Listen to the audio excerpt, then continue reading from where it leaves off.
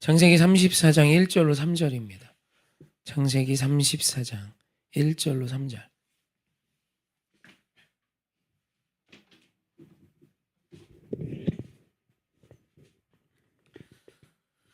앞에 있는 화면 보시고 한 목소리로 합독합니다.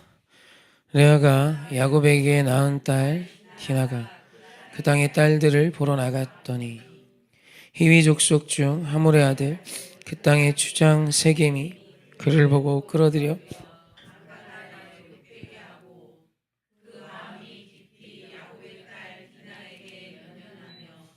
그 소녀를 사랑하여 그의 마음을 말로 위로하고 그의 아버지 그렇네요.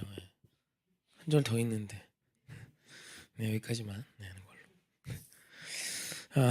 네. 아니면 저만 읽을까요? 그의 아버지 하몰에게 청하여 이르되 그 소녀를 내 아내로 얻게 하여 주소서 하였더라. 딸 디나가 겪어서는 안 된 일을 겪습니다. 사실 이런 일이 우리에게 일어났다면 이 시대에는 감당할 사람이 거의 없을 것 같아요.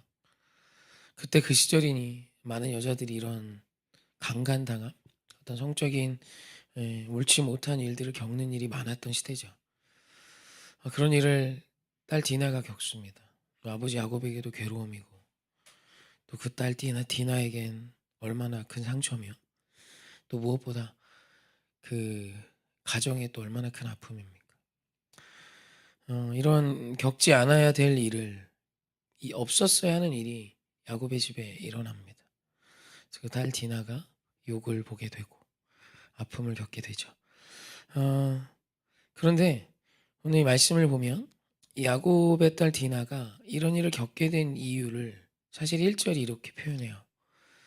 함께 한번 1절 말씀 합독해 볼까요? 시작. 레아가 야곱에게 낳은 딸 디나가 그 땅의 딸들을 보러 나갔더니. 아멘. 이때 레아의 나이가 대략 한 18세쯤을 추측합니다. 그러니까 이제 삼촌 라반의 집을 떠날 때 나이를 한 7살에서 8살 정도로 추정하고요.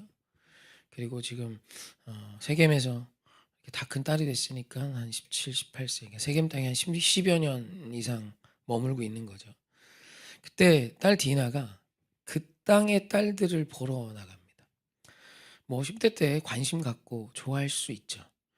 근데 이 보러, 그 땅의 딸들, 세겜의 문화를 가진 그 땅의 딸들을 보러로 해서 여기 보러로 번역된 히브리어가 라입니다. 이 라는 성경에 아주 많이 등장하는데 그냥 보는 것이 아닙니다. 대략 좀 뜻을 말씀드리면 보다라는 뜻은 당연히 있고요. 숙고하다, 즐기다, 경험하다, 주시하다, 가까이 있다라는 뜻을 갖고요. 심지어 존경하다라는 뜻도 같습니다. 그러니까 단순히 지금 딸 디나가 그 땅의 딸들을 보러 갔다는 이 표현보단 딸 디나가 그 문화에 젖은 그 문화의 딸들 앞에 푹 빠져 있었던 거예요.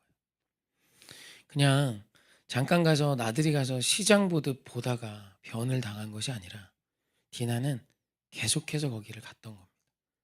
그리고 디나의 마음은 그 세겜에 우상을 숭배하며 또 음란이 가득한 그 땅의 문화에 푹 빠져 있었던 거예요. 그리고 그 땅의 문화의 모습을 갖고 있었고 그런 모습으로 그런 행실로 살던 디나에게 이런 일이 일어났던 거죠. 사실 오늘 우리에게 일어나는 일들은 인간의 죄악으로 기인할 때가 많죠. 물론 하나님이 특별히 우리에게 주시는 어려움이 있습니다. 그러나 대부분은 우리의 그릇된 선택이 자초하는 경우가 너무 많아요.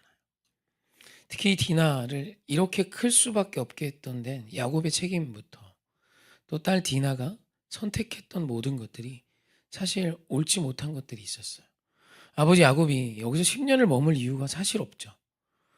아버지가 있는 이삭에게로 돌아가야 되는데 가나안 땅이지만 이방의 문화들이 가득 있었고 그런 도시 가운데 10년을 넘게 머물고 있어요. 당연히 딸 디나는 그 문화에 젖어가고 있었겠고 그 야곱의 아들들 또한 그 젊은 세대에 그 젊은 때에 그 문화에 어찌 자극받지 않을 수 있겠습니까? 그래서 이거보다 더 큰 일이 이제 이후에 일어나죠. 그 오빠들이 그 세겜 족장을 결혼시키자고 속여서 다 할례를 받게 한 뒤 전부 학살해 버립니다. 진짜 무서운 일이 일어나는 거예요. 딸 디나가 어떤 이런 강간을 당한 일과는 비교할 수 없는 그 가정이 이 땅에서 멸족될 수 있는 위기에 처합니다. 그건 이제 이후에 살펴보도록 하고, 오늘 우리가 이 보는 것, 그래서 오늘은 좀 우리의 시선에 대해서 좀 이야기했으면 좋겠어요. 요한 1서 2장 16절은 이 세상이 오늘 우리를 이렇게 이끌고 있음을 이야기합니다. 한번 같이 합독해 봅시다. 요한 1서 2장 16절 말씀. 네, 함께 합독합시다. 이는 세상에 있는 모든 것이 육신의 정욕과 안목의 정욕과 이생의 자랑이니 다 아버지께로부터 온 것이 아니요 세상으로부터 온 것이라. 아멘. 사실 이것이 세상이 계속해서 우리에게 하고 있는 일입니다.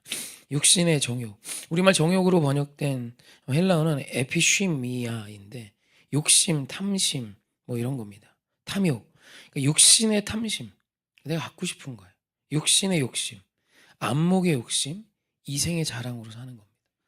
사실 이 세 가지 범주 안에 안 들어가는 세상적인 건 없습니다. 카테고리가 늘 뻔합니다. 늘 내 육신의 욕심이에요. 그래서 평안이 아니라 세상은 편안을 말합니다. 내 육신이 편안해지는 것이 우리의 목적이 되게 하는 거죠. 그래서 온통 보면 세상은 편안한 걸 말합니다. 여기에 편안이 있어. 하지만 표현은 평안이 있어, 자유가 있어, 회복이 있어, 구원이 있어, 이런 타이틀을 쓰죠. 이것이 있으면 우리 인생이 변화될 것처럼. 근데 이것은 편안은 이죠. 편안. 그리고 안목의 정욕, 사실 눈에 보이는 욕심이 대부분이죠. 우리 이제 여기는 이제 대부분 여자분들이시니까 스쳐도 아는 거 있죠. 남편은 절대 모르는 건데 여자들은 스치기만 해도 아는 거, 뭐 핸드백이나 뭐 구두나 뭐 옷이나 뭐 이런 거 보면 사실 이게 무슨 브랜드인지 아시죠? 네, 모르시는구나. 네. 전 놀라운 게 그 루이비통 그거 보면 전 다 똑같아 보여요. 크기만 차이가 납니다. 크기. 근데 어머 신상이구나 뭐 이런 얘기를 제가 들은 적이 있어요. 똑같아요. 걔는 20년 전이나 지금이나 똑같거든요. 제 눈엔. 근데 신상인 걸 알아보더라고요. 구두도 그렇고 뭐 때때 철되면 새로운 신상이 나오죠. 그게 이제 눈에 들어오죠. 왜요? 그냥 보는 게 아니라 집중해서 보고 있거든요.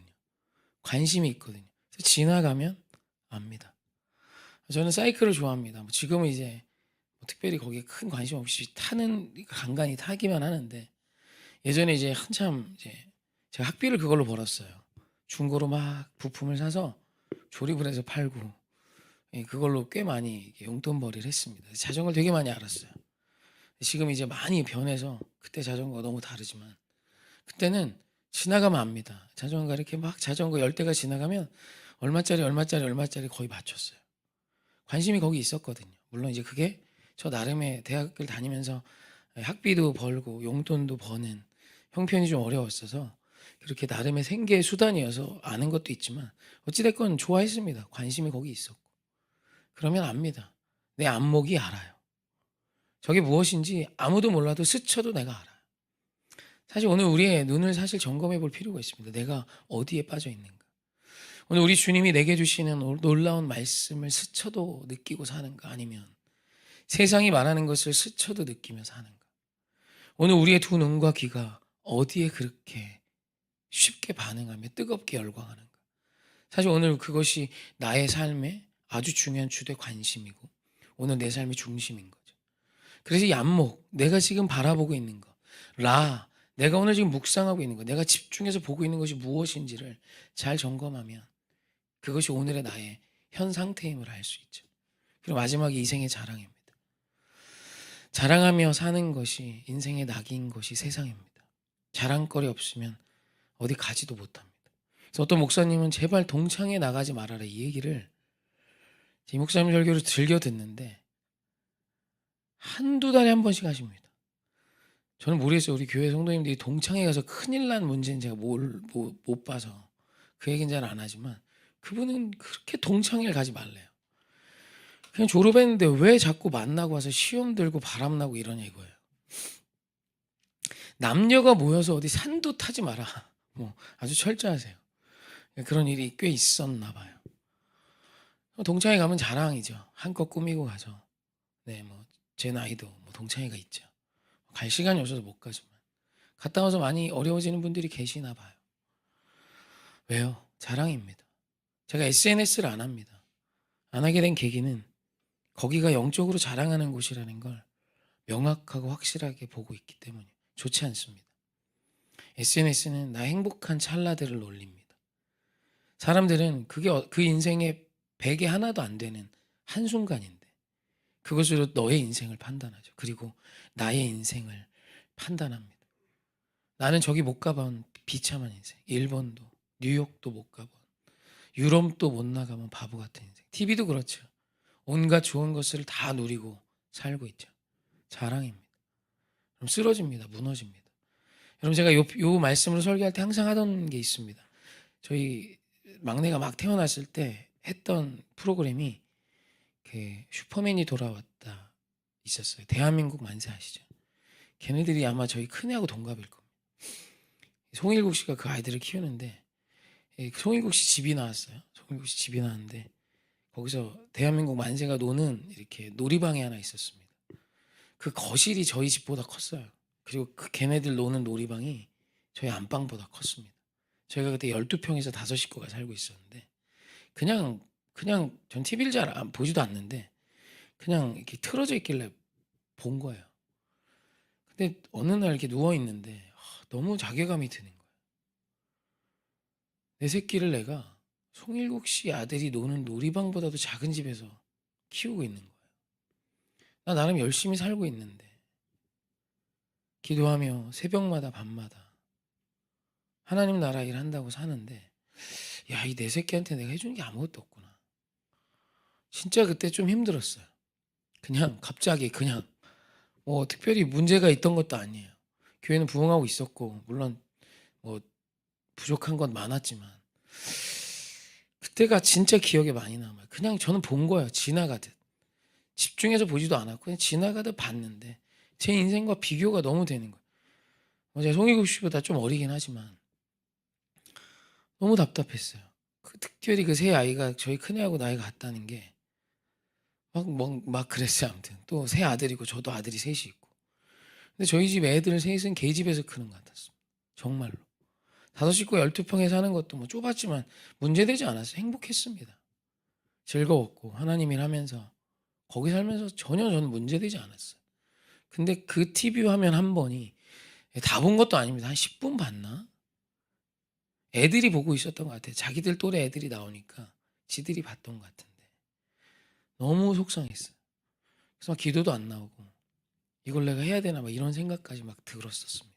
그리고 깨달은 하나예요. 아, 인간이 이런 거에 죽고 살고 하는구나.